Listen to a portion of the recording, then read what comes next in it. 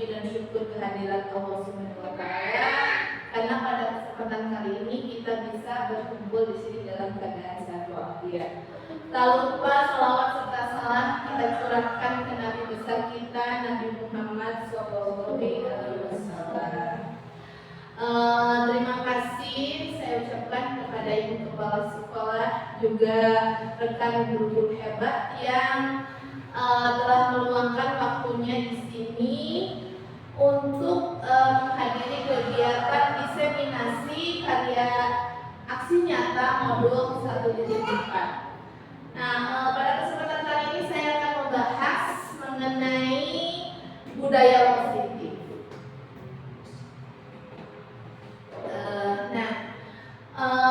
Ibu hebat, saya sedang mempelajari modul 4 pada kegiatan PGP angkatan 10. Di modul 1.4 ini membahas mengenai budaya positif. Nah, pada budaya positif ini yang pertama ada disiplin positif motivasi, lalu perilaku manusia, ketiga keyakinan sekolah atau kelas, 4 kebutuhan dasar, 5 manusia sebagai posisi kontrol, dan keenam adalah segitiga restitusi.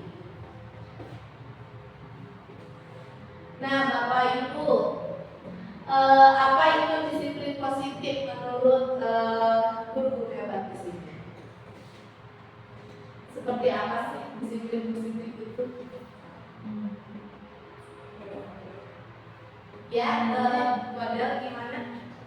Jadi menurut saya disiplin positif itu mengenai kebiasaan manusia dalam melakukan sesuatu yang sifatnya positif, baik kegiatan positif ataupun kegiatan positif. Ya, terima kasih sekali pada betul ya. Tepuk tangan dulu semua. Ya, terima kasih betul. Disiplin positif itu memang hal-hal yang diterapkan yang menghasilkan sesuatu hal yang positif. Betul ya Bu? Kita lanjut di sini juga kita bisa lihat suatu cara penerapan disiplin yang mengajarkan cara anak bertanggung jawab. Nah, dan juga menumbuhkan kesadaran diri berdasarkan nilai-nilai kebajikan. Jadi betul, setiap hal yang dilakukan itu bersifat positif dan memiliki nilai-nilai kebajikan. Banyak sekali nilai-nilai kebajikan ya, seperti misalnya nilai kebaikan, sopan santun, lalu cinta lingkungan, kebersihan, dan hal-hal yang lainnya. Nah, itu kita bisa sebut dengan disiplin positif. Selain itu juga disiplin positif lebih ke arah disiplin diri yang dapat mengontrol diri dalam melakukan tindakan. Nah, yang terakhir, disiplin diri dapat membuat murid memahami dan menyadari berdasarkan motivasi internal, bukan akibat paksaan, ujian atau hukuman. Nah, di sekolah Bapak Ibu kadang ya kita melihat anak-anak itu patuh karena apa coba? Karena adanya paksaan-paksaannya apa dan hukumannya. Terkadang kita anak itu patuh di sekolah karena takut dihukum, jadi lebih baik berada di zona nyaman. Tapi kunci di sini dari disiplin positif adalah motivasi internal atau motivasi yang ada dalam diri.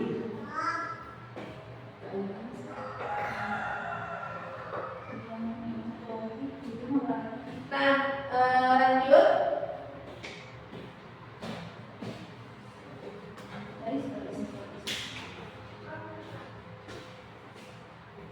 Sebentar ya Pak, ini videonya dulu. Nah, lanjut. Disiplin positif ini pasti bertujuan ke P3, yaitu profil pelajar Pancasila. Apa saja Bapak Ibu profil pelajar Pancasila itu? Yang pertama, beriman dan bertakwa kepada Tuhan Yang Esa. Selanjutnya, mandiri. Ketiganya, berkebinekaan. Keempat, bergotong royong. Kelima, kreatif. Bernalar kritis. Sebetulnya ini tidak perlu dibahas juga, tidak masalah. Bapak Ibu pasti sudah paham mengenai P3. Selanjutnya, nah yang ingin saya tanyakan kira-kira apakah keyakinan kelas ini sama dengan kesepakatan kelas? Menurut Bapak Ibu ya, kita persamakan persepsi. Apakah keyakinan kelas sama dengan kesepakatan kelas? Benarkah menurut Bapak Ibu? Salah? Berarti tidak sama?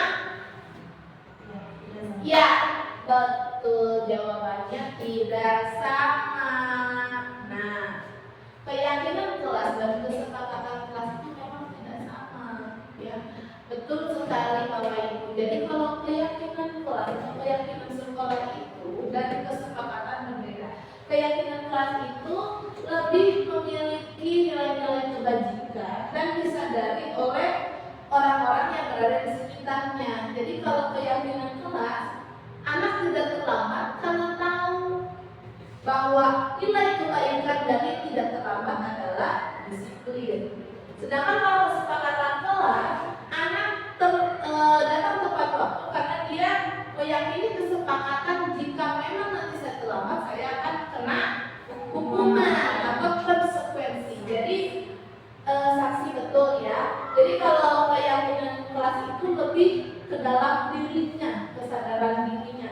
Kalau kesepakatan kelas kadang kita guru yang membuat kesepakatan yang harus disepakati bersama. Meskipun hukumannya itu sudah disepakati, kadang kan siswa ada yang tidak menerima. Nah, kalau keyakinan diri dari siswanya sendiri. Selanjutnya Bapak Ibu, kita lanjut ke 5 kebutuhan dasar manusia. Ya, Bapak Ibu secara lisan saja mungkin ya, kira-kira nih kebutuhan 5 kebutuhan dasar manusia itu apa saja? Ayo Bapak Ibu, ya Bu Ilma. Kasih sayang. Kasih sayang itu kira-kira nomor berapa nih? 2. Nomor 2, betul, kasih dan sayang. Kebutuhan kasih dan sayang. Nomor 1 kira-kira apa ya? Kesenangan. Kesenangan. Kebutuhan manusia itu akan kesenangan. Ketiga,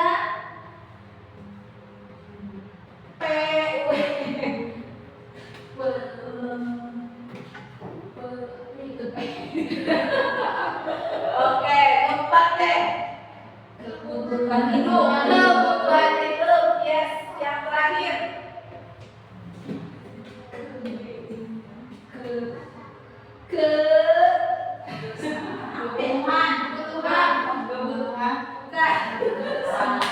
Bukan. Dua lagi di nomor 1 dan nomor 5.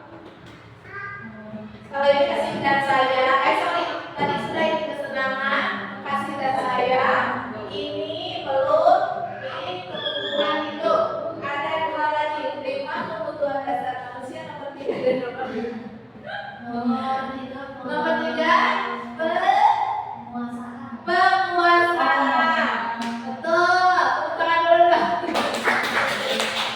Terima kasih udah hebat. Satu lagi, nomor 5. Ada kesenangan, tadi ada kasih sayang, ada penguasaan, kebutuhan hidup, dan seseorang ingin menjadi dirinya sendiri.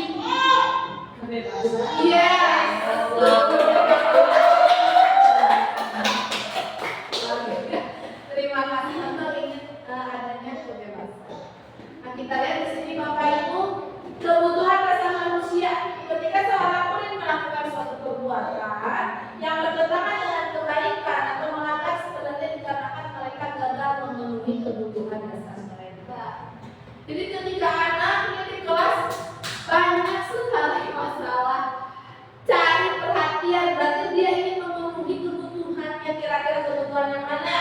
Kasih sayang, kasih sayang. Mungkin di rumahnya tidak mengalami respect orang tuanya yang sepenuhnya, atau misalnya di rumahnya dia itu diabaikan orang tuanya karena sibuk ya, karena kan zaman sekarang orang tua bekerja.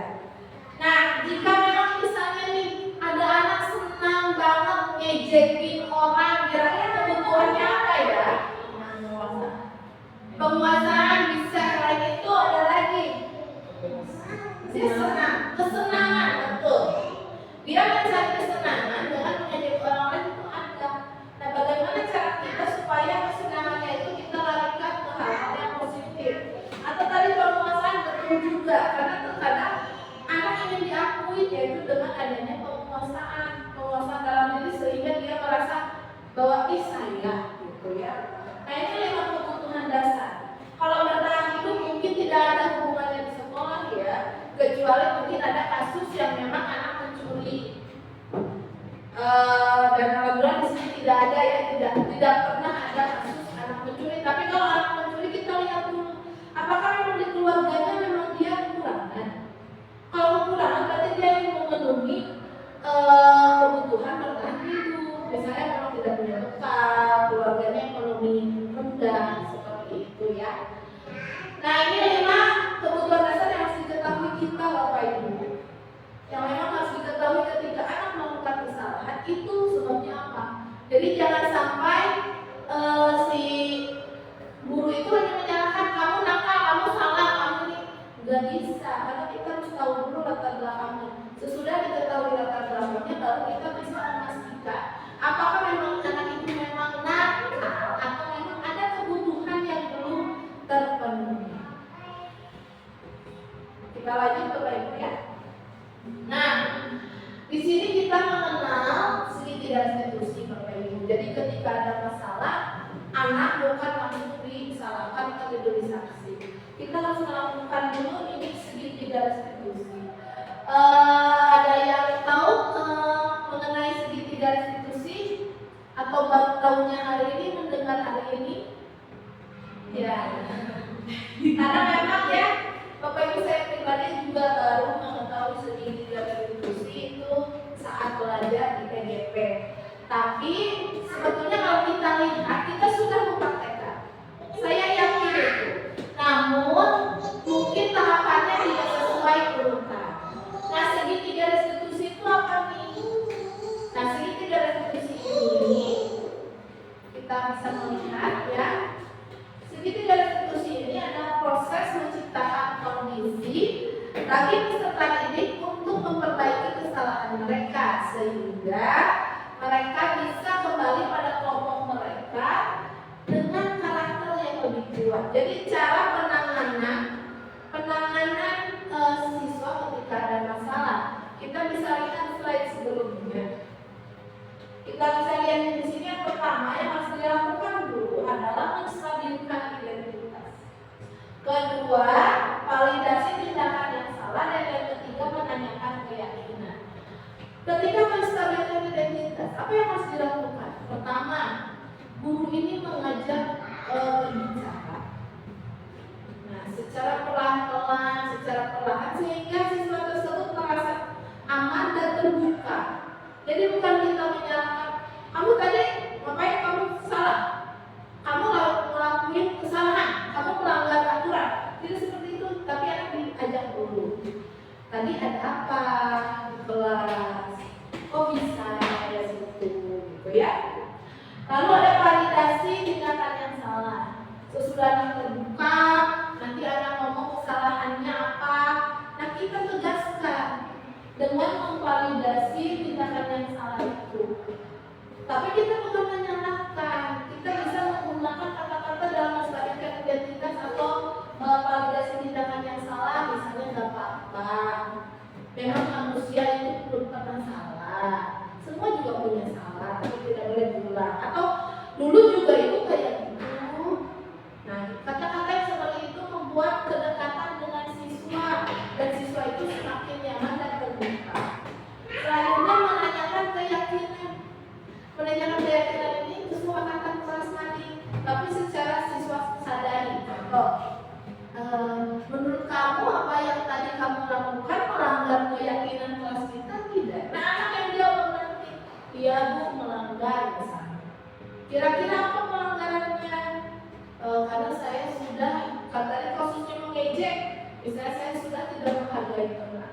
Nah, itu menanyakan keyakinan. Lalu apa nanti ke depannya yang harus kamu lakukan? Saya akan meminta maaf, atau misalnya anaknya ini datang sendiri ngomong, saya melakukan kayak gitu lagi Bu, saya akan lebih menghargai. Jadi bukan kita yang kamu harus gini ya, kamu harus gitu. Kenapa? Karena harus ada kesadaran dalam diri. Bukan kita yang menyuruh anak, tapi anak harus terbuka pikirannya sehingga dia bisa mengungkapkan kesalahannya apa dan bagaimana solusi atau keyakinan yang dia yakini. Selanjutnya, nah di sini ada 5 posisi kontrol restitusi. Pertama, urus hukum. Kedua, membuat merasa bersalah. Ketiga, teman. 4, pemantau. Dan 5, manajer. Nah, kira-kira nih, Bapak Ibu sekarang posisinya sudah sampai mana nih? Dengan siswa menghukum? Iya atau tidak? Iya. Saya rasa iya, karena saya juga sebagai penghukum ya. Kedua, membuat merasa bersalah. Pernahkah Bapak Ibu di posisi ini? Kalau saya iya. Membuat merasa bersalah itu seperti kata-kata yang suka dilontarkan. Bisa, ayolah, kamu harus sayang ke ibu. Atau misalnya, kalau kamu kayak gini nanti kamu keluarin sama kepala sekolah. Terus gimana? Anak merasa bersalah. Itu kata-kata yang disebut oleh guru yang membuat merasa bersalah. Contoh lain, ibu kan sudah datang dari pagi, kamu mau menghargai ibu. Nah, tolonglah berubah. Nah, hal itu disebut guru atau posisi guru sebagai pembuat merasa bersalah.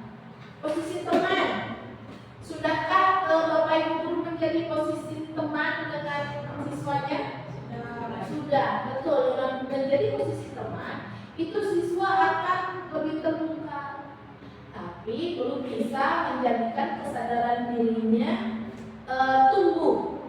Kalau dalam posisi teman, dia mungkin bisa terbuka, tapi kesadaran dirinya tidak tumbuh. Selanjutnya sebagai pemantau, apakah Bapak Ibu posisinya sebagai pemantau? Iya, tidak? Iya, pasti.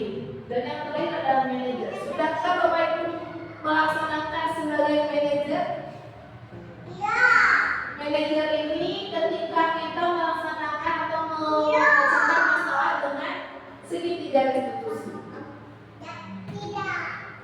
Jadi dari step by step, 1 tadi menstabilkan identitas, kita ngobrol secara perlahan, ngobrol-ngobrol, lalu anak terbuka, sudah itu memvalidasi kesalahannya, dan sesudah anak terbuka dengan kesalahannya, kita kuatkan bahwa semua orang punya salah.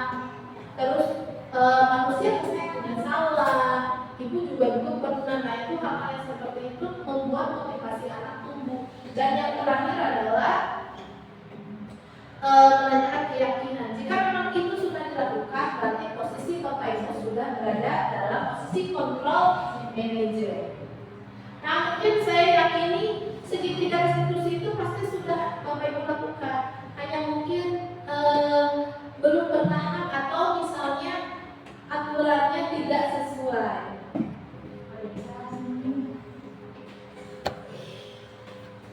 Nah, selanjutnya ini tahapan yang tadi ya sudah dibahas Bapak Ibu. Nah, ini menstabilkan identitas dilakukan berdasarkan prinsip bahwa kesalahan adalah bagian dari proses belajar. Ya, contohnya berbuat salah itu hal yang manusiawi. Tidak ada manusia yang sempurna. Ketika kita pasti bisa menyelesaikan masalah. Lalu Bapak Ibu tidak ingin mencari kesalahan atau siapa yang salah, tapi ingin mencari hal-hal yang bagaimana cara menyelesaikan masalah. Ini dalam menstabilkan identitas. Selanjutnya validasi tindakan yang salah. Kata-kata yang bisa diungkapkan mungkin banyak, tapi setidaknya misalnya kamu pasti punya alasan kenapa melakukan itu. Itu harus ditanya, karena pasti anak punya alasan. Karena dia senang, karena misalnya dianya bu, kata saya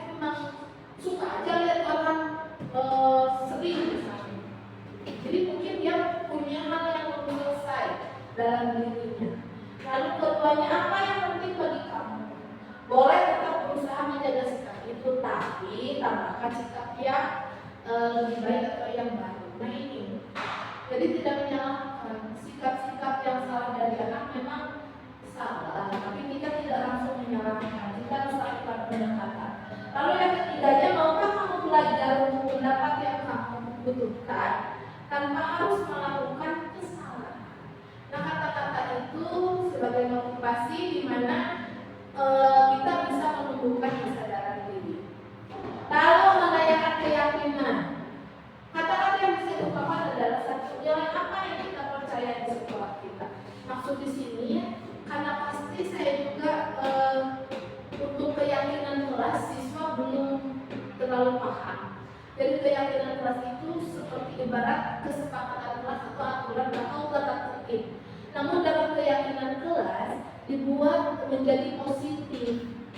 Ya, jadi bisa menumbuhkan kesadaran diri dan memang berdasar dari internetnya dalam dirinya. Jadi bukan karena paksaan atau mencari muka di hadapan guru, bukan. Jadi keyakinan kelas ini untuk anak-anak pastinya dipahami bahwa keyakinan kelas ini adalah aturan, tata tertib atau kesepakatan kelas. Ini sama halnya, hanya beda sumbernya. Jadi kalau anak memang ditanya apa nilai yang kita percaya di sekolah kita, mungkin agak sedikit rumit. Kita bisa memilih kata-kata yang lain yang disesuaikan di lingkungan sekolah kita. Lalu keduanya, nilai-nilai apa yang telah kita sepakati? Misalnya nilai kebaikan, disiplin, cinta kebersihan, kesehatan, dan lain-lain, menghargai, menghormati itu. Yang ketiga, kamu ingin kejadian yang seperti apa? Nah, dalam menanyakan keyakinan, nanti di akhirnya kita bisa menanyakan, kamu ingin jadi anak yang seperti apa? Misalnya anak ini berbicara tentang masa depannya, nah kita bisa kontak kembali dengan, makanya kalau kamu nanti ingin menjadi apa, kamu kalau bisa harus ini. Jadi anak-anak termotivasi. Seperti itu Bapak Ibu ya. Nah, ini saya sudah melakukan pendekatan sedikit garis instruksi dengan beberapa siswa yang bermasalah. Memang belum selesai Bapak Ibu, karena tidak bisa dilakukan sekali dilakukan besoknya pasti ada salah lagi. Sekali dilakukan, jadi memang yang rutin. Ini tugas kita, di mana memang kita harus selalu memberikan bimbingan arahan, menuntun anak sesuai dengan filosofi Ki Haji Dewantara mengenai pendidikan, bahwa misalnya kita ini sebagai among, gitu ya, among atau penuntun pembimbing, bukan sebagai guru penghukum, sebagai guru yang serba tahu, tidak. Karena kita dengan anak itu sama-sama belajar. Ya bedanya kalau guru itu belajarnya lebih dulu dibanding anak. Sekian mungkin Bapak Ibu mengenai pemaparan mengenai disiplin positif. Mudah-mudahan Bapak Ibu bisa mengambil nilai-nilai yang baik dari kegiatan diseminasi ini. Sebelumnya mungkin ada yang ingin disampaikan, boleh pertanyaan, boleh umpan balik ini maksudnya adalah bagaimana perasaan Bapak Ibu sudah mengikuti kegiatan diseminasi ini, atau misalnya ada kritik dan saran untuk saya, boleh disampaikan. Enggak Bapak Ibu? Ya, pada bagaimana? Boleh pertanyaan? Boleh. Misalkan terjadi satu masalah selama di sekolah, setelah itu guru-guru melakukan kegiatan tidak di sini. Nah, kira-kira berapa lama ini harus dilakukan? Dan kalau misalnya terjadi, apakah guru boleh akhirnya menghukum, atau boleh sanksi-sanksi yang lain gitu? Atau selalu harus dari keyakinan ujungnya? Memang kalau misalnya pas berapa lama gitu ya, karena memang anak itu berawal dari keluarga, karakter yang tumbuh juga berasal dari keluarga. Untuk kegiatan berapa lama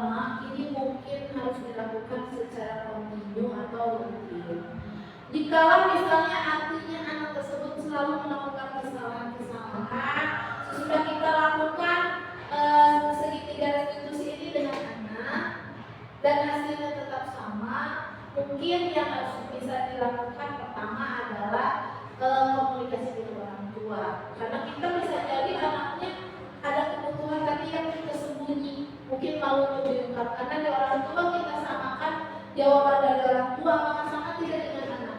Kadang misalnya orang tua itu mohon maaf selalu memberikan pendapat-pendapat baik tentang anak.